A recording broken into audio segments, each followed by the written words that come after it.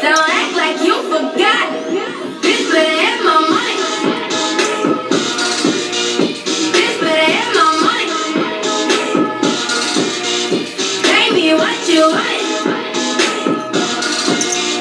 Bitch better have my, bitch better have my.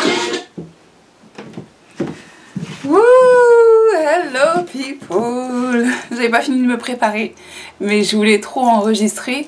Je vais vous dire un truc de fou, c'est la première fois que je vois le clip de cette chanson. Je l'ai vu ce matin, la première fois en 2018. Je sais même pas quand est-ce qu'elle est sortie cette chanson. Je suis pas une fan de Rihanna, mais il y a quelques sons d'elle que j'aime beaucoup. Je crois que ma chanson préférée de Rihanna, c'est Shine Bright Like a Diamond. Parce que du coup, ça rejoint un peu mon délire de shoot the stars. Avec le cosmos qu'on a à l'intérieur de nous, patati patata. Et j'ai fait aussi une vidéo sur la mélanine où en fait ça explique plein de choses du point de vue astronomique, scientifique, et c'est génial. Voilà, la vie c'est génial. Alors tout d'abord, hello people. J'espère que vous allez bien, que vous avez passé une bonne journée, quelle que soit la journée quand vous allez regarder cette vidéo. J'espère que vous passez du bon temps avec vos proches et ce genre de choses là. Je vous fais des énormes câlins virtuels. Donc voilà. Alors le sujet d'aujourd'hui c'est pas joyeux. En fait c'est le cycle de la vie. C'est-à-dire que il y a beaucoup de choses dans ma vie qui ont fait que j'ai été touchée de près par la mort. Enfin directement ou indirectement, mais ça a vraiment fait partie de ma vie. C'est-à-dire qu'il y a des personnes qui ont un chemin de vie avec lequel ils découvrent la perte d'un être cher à un âge assez avancé, c'est-à-dire plus de 27 ans, plus de 30 ans pour la première fois. Et en fait ça n'a pas été personnellement mon cas, c'est-à-dire que donc déjà moi j'ai eu le syndrome d'abandon, enfin pas d'abandon mais le syndrome de séparation en fait à l'âge où je suis arrivée en France, puisque du coup j'ai été séparée de ma famille et en fait à l'âge de 7 ans je vais vous raconter assez la vidéo elle va pas être longue hein. Franchement je vous le dis clairement, elle va vraiment pas être longue et en fait à l'âge de 6 ans et demi je pense, 6 ans et demi ou 7 ans en fait j'étais 2 minutes de plus et je me noyais en fait. J'étais dans la maison d'une amie en fait, ouais d'une amie de la famille et on m'a dit tu sais nager Madeleine? J'ai fait ouais. Et puis l'eau elle était belle, elle était bleue et j'ai sauté en fait et je savais pas nager donc en fait j'ai coulé jusqu'en bas de la piscine et j'ai vraiment un souvenir très particulier de ce moment là et en fait c'est le père de ma copine qui du coup en fait c'est le jardinier, non c'est pas le jardinier, c'était enfin quelqu'un qui travaillait là-bas qui a dit je crois que la petite elle est en train de se noyer là parce que je remontais pas la surface et donc en fait c'est le père de mon amie en fait qui est venu me récupérer avant que je ne puisse un jour faire cette vidéo devant vous. Donc voilà. Et donc ça a été ma première expérience directe avec la mort. Et enfin avec, on se comprend, avec le risque de perdre sa vie. Et en fait, il y a eu plein de fois, et ça m'est arrivé en 2016 aussi, mais il y a eu plein de fois où j'ai manqué de me faire écraser. Mais quand je vous dis manquer de me faire écraser, c'est vraiment le truc de fou quoi. À très peu de choses. Vraiment à très peu de choses.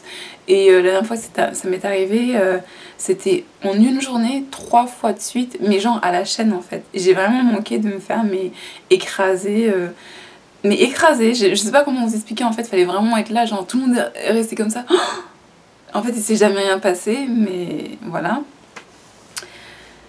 Ça c'est un truc aussi, c'est pour ça que moi je traverse un peu la rue comme une sauvage, mais j'ai appris à me calmer par rapport à ça. Genre mon téléphone, j'évite de le regarder quand je marche. C'est-à-dire quand je marche, je regarde droit devant moi maintenant, j'arrête d'être scotché à mon téléphone et ce genre de choses là. Et voilà. Bon, pour revenir à mon enfance, à l'âge de 8 ans, j'ai perdu ma maman. Et ça, c'est une expérience qui a été très, très, très douloureuse pour moi. Parce que j'aimais beaucoup, beaucoup, beaucoup, beaucoup, beaucoup ma maman biologique. Et enfin, j'ai des souvenirs d'elle, enfin, j'ai des souvenirs de moi quand j'étais petite et j'étais très attachée à ma maman biologique. Et ce qui est marrant, c'est que en fait, j'avais rêvé qu'on m'annonçait ça. Et quand j'étais en vacances en fait avec mon père et mes cousines, on était en vacances au bord de la mer. Et en fait, j'avais rêvé qu'on m'annonçait ça. Et quand je suis revenue, c'est ma mère adoptive qui du coup m'a annoncé la nouvelle. Et, et voilà quoi. Et j'ai vraiment mal vécu, hein. C'était vraiment dur. À chaque fois que les gens me parlaient et tout, à l'école, je pleurais. Enfin voilà, c'est vraiment dur. Et j'ai commencé pas à me battre, parce que je suis pas quelqu'un qui va t'attaquer, mais dès qu'il y avait quelque chose qui me plaisait pas, les mots ne venaient plus quoi. C'est voilà. Donc voilà. Ça a été très compliqué pour moi pendant très longtemps. Et je pense qu'à partir de l'âge de 16 ans, un truc comme ça, mais très tard, hein. À partir de l'âge de 16 ans, je peux maintenant en parler ouvertement, tranquillement et ce genre de choses-là. Mais c'est vrai que pour moi, c'était dur parce que... Et c'est devenu dur, mais d'une autre façon. C'est-à-dire qu'en grandissant en tant que femme, plein de fois, je me demande, est-ce que j'ai le même sourire que ma mère? Est-ce que j'ai son rire? Est-ce que j'ai des expressions d'elle? Est-ce que j'ai des mimiques d'elle? Pourquoi? Parce que je vais pas dire qui est la personne, parce que c'est une personne qui est très proche de moi.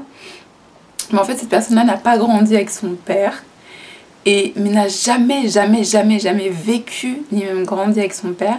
Et j'ai rencontré le père de cette personne-là, je pense il y a une dizaine d'années. Et en fait, c'était son fils, c'était son portrait craché, mais dans tout. Dans la façon de parler, dans la façon de se tenir, dans la façon de même fumer une cigarette, dans la façon de tenir...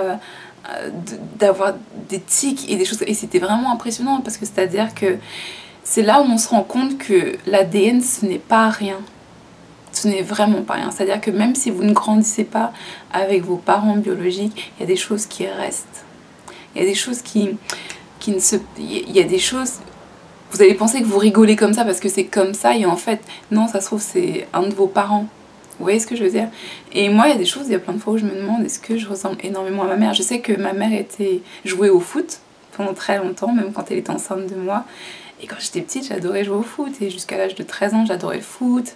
À partir de l'âge de 11 ans, j'adorais le basket. Donc j'ai toujours été très sport et tout. Mais voilà quoi, il y a plein de... Et c'est vrai que le fait que ma mère ne soit plus là, même son odeur, ça, c'est des choses que je ne saurais jamais d'elle. Et ça a été vraiment, vraiment dur pour moi.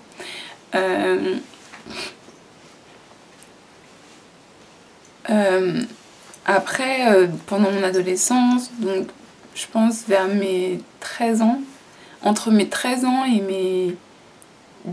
mes 17 ans, j'ai perdu tous mes grands-parents au Cameroun. Tous mes grands-parents biologiques. Tous. Et ça aussi, ça a été... Émotionnellement, ça m'a moins affectée, mais quand même, je me suis dit, putain. Je me suis dit... Parce que mes grands-parents paternels, ce sont ceux qui m'ont recueillie, c'est-à-dire j'étais chez mes grands-parents paternels et j'étais chez ma mère.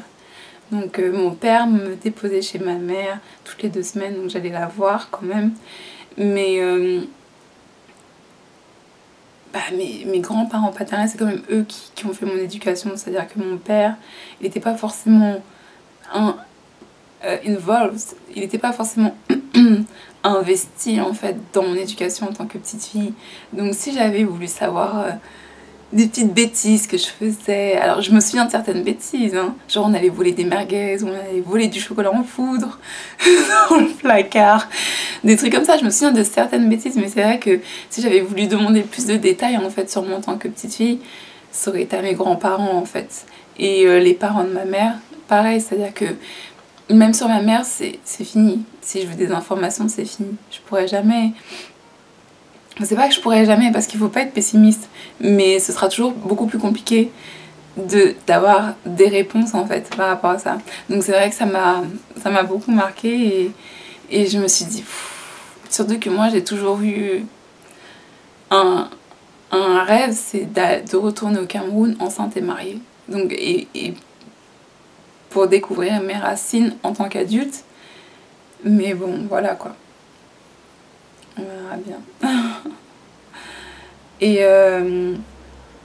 Et la dernière personne, bah, à l'âge de 26 ans, en fait, j'ai perdu mon père adoptif. Donc, ça s'est fait très très rapidement. J'étais en Allemagne à ce moment-là. Et j'appelle ma mère comme ça par hasard. Ouais, ça va et tout. Elle me fait oui, ça va. Ton père, il est à l'hôpital, il est hospitalisé. Il était assez malade, mon père. Donc voilà, elle me dit il est à l'hôpital, il est hospitalisé et tout, pas ça. Et je fais ok, ça va. Elle me fait oui, ça va, il est juste en observation et tout. Je suis d'accord. On raccroche le téléphone. Le temps que je sois dans le métro, donc c'était 5 ou 6 stations, donc en 10 minutes c'était réglé. Je la rappelle, je fais c'est grave, hein. Et ma mère, elle fond en larmes. Elle me dit je sais pas quoi te dire. Je fais maman, je vais venir. Elle me dit oui, c'est mieux. Et je me souviens à ce moment-là en Allemagne, ils avaient mis plus de 3 mois pour m'ouvrir mon compte en banque. Donc j'avais pas de compte bancaire encore. Donc à chaque fois, il fallait que... je sais plus comment je faisais. Ah oui, ils me donnaient des chèques.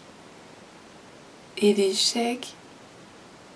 Je sais plus, mais c'était une magouille pas possible pour envoyer l'argent sur mon compte anglais, pour qu'ensuite... Oh, c'était un truc de fou. Je sais plus comment ils me payaient. Je crois qu'ils me payaient en chèque, mais je sais plus comment je faisais pour encaisser les chèques. Mais bon, c'était ultra relou. Enfin bref. Et donc ça c'était un vendredi que je l'ai appelé et qu'on a eu cet appel là. Et en fait le temps que l'argent arrive sur mon compte, je crois que j'avais déposé je sais plus comment j'avais fait. Le temps que l'argent arrive sur mon compte, seulement lundi je pouvais m'acheter mon billet d'avion. Le lundi matin, première heure, j'achète mon billet d'avion. Dès que mon billet d'avion est acheté, ma valise était déjà prête. Je prends ma valise, j'appelle mon père et je lui dis allô papa. Il peut à peine me parler au téléphone. Je lui dis écoute, j'arrive à Paris à midi, je crois que c'est un truc comme ça. Et j'ai le temps que je rentre de l'aéroport à la maison parce qu'il n'y aura personne pour venir me chercher. Il sera je pense 14h30, 15h. Et du coup ce soir on peut venir te voir à l'hôpital avant que ça ferme. Et en fait dans la même nuit on est allé à l'hôpital et on n'a pas pu le voir et en fait on nous a appelé plus tard dans la nuit pour nous annoncer son départ. Donc voilà, et c'était voilà quoi, c'était un 30 décembre. Donc voilà, 30 décembre 2013. Et voilà, et donc ça et vraiment en fait mon père, ça a été, déjà j'avais un côté aventurier, déjà j'avais un côté qu'est-ce qui se passe ailleurs, au-delà d'eux. Et en fait, vraiment mon père, ça a été une remise en question de fou. Je l'ai vraiment mal vécu. Il y avait personne autour de moi parce qu'en plus il fallait que je retourne en Allemagne. Parce que j'avais pris des cours d'allemand. Et donc il fallait que je fasse 1 mois de cours d'allemand avant de revenir en France. Donc je suis retournée là-bas, j'ai fait 1 mois de cours d'allemand. J'ai eu une copine, aïe aïe aïe, Diti.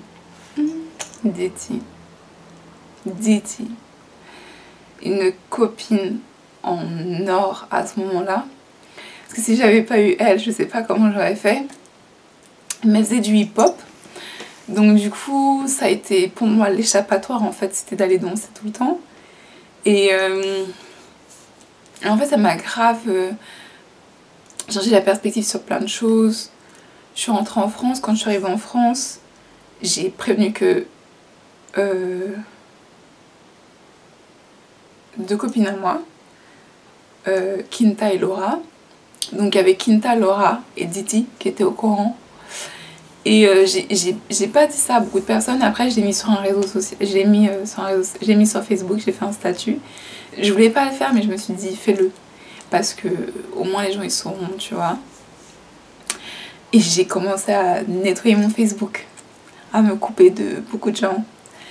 Et je me suis dit, ok, j'ai besoin de bouger, j'ai vraiment besoin de respirer, j'ai besoin de sortir, j'ai besoin de prendre l'air. Et je sais que mon père, depuis que je suis toute petite, il m'a toujours dit, c'est important pour toi que tu retournes dans ton pays d'origine, que tu connaisses ton pays.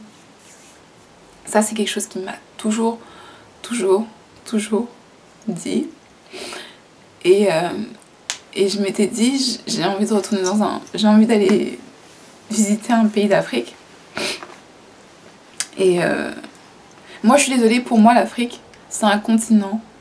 Et les pays, ça reste des ethnies. C'est-à-dire que même dans un pays, il y a plusieurs ethnies et ça divise les gens. Donc, en général, je considère l'Afrique comme un continent avec, oui, ça, des pays, des drapeaux et tout.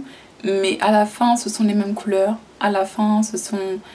il y a la même spiritualité, malgré tout. À la fin, c'est aussi...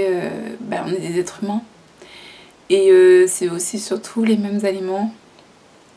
Et ce genre de choses-là. Donc j'ai tendance, vraiment, quand je parle de l'Afrique, je parle de l'Afrique de manière générale. Même si je connais pas tout, je parle vraiment de l'Afrique de manière générale. J'ai pas envie de faire cette division-là dans les peuples africains. Donc voilà, c'est tout. Même s'ils parlent pas la même langue, faut pas se mentir. Il y a plein de pays, si tu parles français et anglais, tu peux aller dans tous les pays d'Afrique. Voilà, c'est tout. C'est comme ça que je le vois, je simplifie ça au maximum. J'ai pas envie de diviser les gens, diviser ou compliquer la situation alors qu'elle l'est déjà. Donc moi j'ai tendance vraiment à essayer de réunifier les gens autour du fait qu'on est tous africains et qu'on a tous plus ou moins eu le même passé. Et c'est ça qui importe, à mes yeux. Et donc pour moi aller au Kenya c'est vachement important. Et j'ai découvert aussi des trucs sur mon père en fait à sa mort qui m'ont vraiment influencé en fait. Et donc je voulais plus d'un boulot à responsabilité parce qu'en Allemagne je venais de quitter un poste de team leader et où je m'étais défoncée à mort, j'avais bossé comme une dingue. Et quand j'arrive à Paris j'ai dit j'ai besoin d'un poste, pas de responsabilité, des heures fixes, un truc simple, un truc que j'apprends en une journée, point barre, le truc le plus simple possible, je veux juste bosser pendant 4 mois, à partir du temps je me casse. Et en fait, voilà en fait, et ça a été vraiment le shift qui a changé beaucoup de choses dans ma vie, qui a changé beaucoup d'intérêt dans ma vie, qui a changé beaucoup d'attentes dans ma vie. Et en fait, le but de cette vidéo-là, c'est pas de vous raconter ma vie. Le but de la vidéo, c'est jamais pouvoir raconter ma vie. Sauf des fois, si c'est pour éviter que les gens parlent sur moi à ma place. Mais vraiment, le but de cette vidéo-là, c'est pour vous dire, suivez votre cœur. Vous avez envie de faire quelque chose, n'attendez pas que quelqu'un dans votre famille qui vous est cher vous quitte, ok? Faites ce que vous avez envie de faire, suivez votre cœur, allez à 100% dedans, n'ayez peur de rien. Tout ce qui est matériel revient tôt ou tard. Il n'y a que les gens, quand ils partent vraiment. Ne vous focalisez pas sur ce qui est matériel parce que ça vient et ça repart. Ça vient et ça repart. Mais nous, les êtres humains, même si on a plusieurs vies après la mort, malgré tout, on ne vit qu'une seule vie à la fois. Donc, c'est vraiment important. Et surtout, suivez votre cœur. Vous avez envie de faire quelque chose, ne laissez personne, même pas votre mère, même pas votre père, même pas vos soeurs, vos frères, ou votre compagnon, votre partenaire, vous dire que vous ne pouvez pas le faire. Ok? Je vous fais des énormes bisous. Je m'attendais pas à être aussi émotive que ça. Je pensais avoir géré ces sentiments-là. Mais je vous fais des énormes bisous. Et à bientôt.